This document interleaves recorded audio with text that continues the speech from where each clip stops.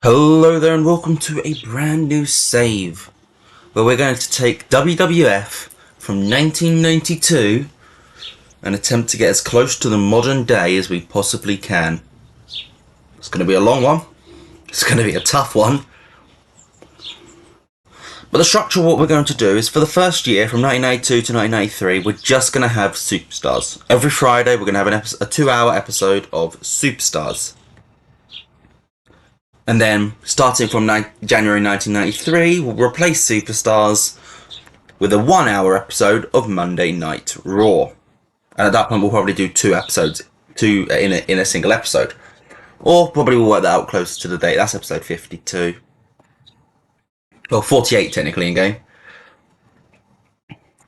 But, so what I've done is I've put Superstars onto all of the best channels we can get access to.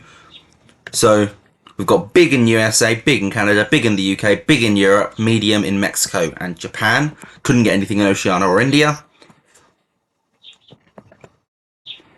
But that's what the plan is going to be. And all of those are on 1-year deals.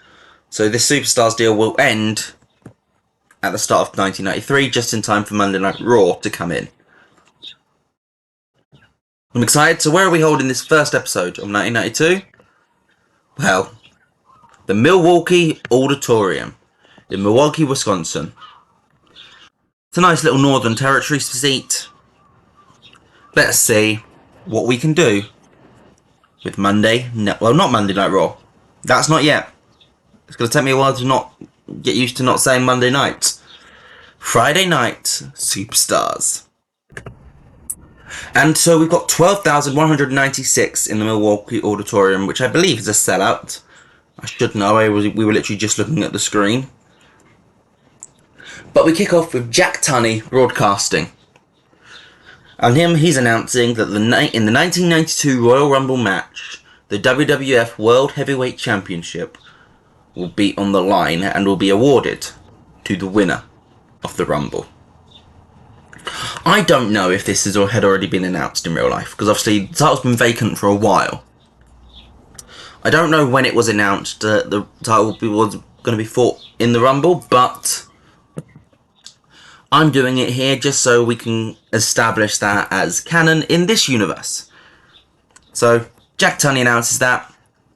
He also gives a brief rundown of the card, with the main event today being a WWF Tag Team title match between the Legion of Doom, Road Warrior Animal and Hawk, versus the Nasty Boyz. Gets a 65 though for the opening segment. And we open up with the tag team division, as the Beverly Brothers, Blake and Bo, defeat the Bushwhackers in just over 11 minutes, when Bo Beverly pins Butch with the Shaker Heights Spike, that deadly move which I've never understood how they got away with doing that, because it looked worse than most of the Tiger Drivers, which Mizawa did.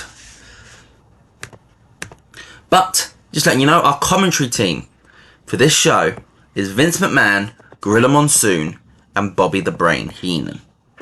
That's going to be our main commentary team for both Superstars and for our pay-per-views for this first year. We've got 4 weeks until the Royal Rumble, so the Rumble will be in episode 5 of this series. But a 50 rating, a decent match to start us off with. We get a promo from Roddy Piper. He says he's going to use this Rumble to finally get his hands on the WWF World Championship. It's going to be 29 other men, but none of them are as desperate for this as Piper. Gets a 77 because, you know, Piper's a phenomenal promo. We all know this. He improvised well, which is pretty darn handy. We then get the Mountie versus Greg Valentine. And it's the Mountie who picks up the win in 8 minutes 19 with the Quebec Crab. Gets a 59 for the Mountie, a 48 for Valentine. So the Mountie's getting pretty decent ratings, actually, for that sort of mid-card level. Well, I hope that's going to be the mid-card level. If that's, you know, if that's sort of like the main event level, we are in big trouble. But a 49 rating is it's alright. I don't know what to expect. It's the first show. We know how this works. The first show's always underrated to what it's going to be in like 6 months' time. But a 49 rating's pretty decent, I think. They were Greg was holding back. Both guys were holding back, actually, which is annoying because they were booked to go all out and they didn't. That's a shame. What we got next? The Undertaker and Paul Bearer. Paul Bearer vows revenge on those who took his Undertaker's prize. Just a simple little promo. Undertaker was obviously part of the whole schmoz with the WWF World title, which led to the vacancy. This whole Survivor Series and this Tuesday in Texas stuff. But, so what they're doing is they're vowing revenge on those people who took the Undertaker's prize away from him. Whether he means Hogan, whether he means Tunney, whether essentially he means Vince. We don't know. But what we do know is that the Undertaker is pissed off, and Paul Bearer is only getting 63s on promo, which is a bit of a shame. What we got next? 6-man tag team action. As Bret Hart, Jim Neidhart, and Owen Hart team up to take on Bob Bradley, Kanto, and Tanaka. And it is the Hart Foundation, essentially, who pick up the win when Bret Hart taps out Bob Bradley with the sharpshooter. And Bret Hart getting an 83 is promising. Obviously, he's our Intercontinental Champion. So, very much upper mid-card at this point. We are going to be pushing him through 92 to get into the main event scene. So obviously in real life, by the end of 92, he was the world champion. But I'm not sure if we're going to do that exactly in this world. That's the issue. We get to play with this. We get to have fun. Do things differently. Get different people near the top of the card. Bret is obviously going to be up there. But who knows? We may not have a massive steroids trial in this universe. So we may not need to get rid of all of the muscular men. Which may keep Bret down for a bit longer. But 67, not too shabby.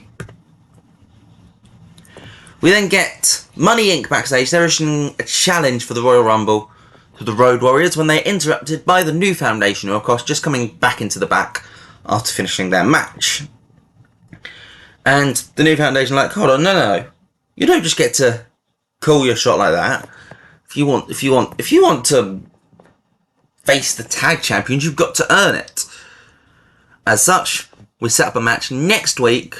Money Inc. versus the New Foundation. It's a 66 from the promo, which is not too bad. Our first sort of longer match of the show, Bulldog versus Haku. And it's Bulldog who picks up the win in 16 minutes 04 with a running power slam. It's a 62 rating, 60 for Bulldog, 55 for Haku. Honestly, I'm a little bit disappointed with those ratings. I kind of wanted Bulldog to be in the low 70s or high 60s. So for him to be at 60 round is a little bit of a shame. We have a look at the dirt sheets. They slowly built the match. Haku's an amazing heel, we know this. Bulldog's doing consistent though, which is a little bit of a shame. We will have to see if we can fix his consistency. Can you fix consistency? I've been playing this game for 3 years, I should know this. I don't know this. We then get an in-ring promo with Hulk Hogan. Comes out and he cuts a promo saying that the Royal Rumble, brother, he is going to win, brother, the Royal Rumble, brother. And he is going to win, brother, the WWF, brother, World, brother, Heavyweight, brother, Championship, brother. Typical Hogan promo, you know. Very loud, very passionate, and a lot of brothers. I'm not going to be able to do Hulk Hogan promos justice in this save. And then he is interrupted by Ric Flair, who's coming out for his match next, and he's basically like, Hogan, why are you talking about this? You know that you are not going to win the Rumble match, because the winner of the Rumble match is going to be the Nature Boy, the wheeling, dealing, you know, the whole spiel. Ric Flair. Woo. And so basically it's just Hogan cuts a promo, Flair kind of interrupts his promo for the start of his match. We are going to be running Hogan Flair at Mania. I'm sorry, they should have done that. I don't understand. I don't quite I know there's probably so much politics behind the scenes as to why they didn't do it. But it's Hogan Flair. They should have, like, you know, WCW ran it at the first opportunity they did, and it was pretty good. Give them 3 years or a couple of years earlier, and they're gonna be fine. They're gonna be pretty darn good. Hogan versus Flair should have been a WrestleMania main event. And it is weird that we never got that when they were both in the company for a WrestleMania, when Flair was the WWF champion and Hogan was in the main event, and it wasn't Hogan versus Flair. It's the most confusing thing ever. But let's see what Ric Flair's match is. And it's basically, oh wow, Ric Flair got a 98. Oh yeah, remember what I was saying about Flair, about Bret Hart being 83 and being that really good, maybe pushing into the main event? No, seemingly that is not pushing into the main event. Oh, hello, Rick. And that is with great chemistry though, so we'll point that out. That Flair and Crush have great chemistry. Interesting. Gets a 76 rating though, pretty decent. Very good stuff actually. From Ric Flair getting a 98. Oh, I need to find out what Hogan gets. This Hogan Flair match might be perfect. And then the main event, maybe this should have been the main event. It should have, but we didn't know that Flair was going to get. I wasn't sure what the sort of scale for this show was going to be, so I thought that this made more sense to put as the main event, because I thought Crush was going to be awful. I didn't realise that Flair was going to be so damn good it didn't matter. But the Legion of Doom pick up the win over the Nasty Boyz, 7 minutes 59. Animal pins Knobs with the Doomsday device, and they make 8th defence of the tag team titles. So what do we get overall? A 70, so we're losing pop probably in the American regions, but we're gaining pop in more regions than we're losing, so somehow I think this is a positive, although we need those American regions more than we need the other ones, because we're an American company. This is a brand new save, brand new mod for me. Using the Fleisch 92 mod, so it's interesting.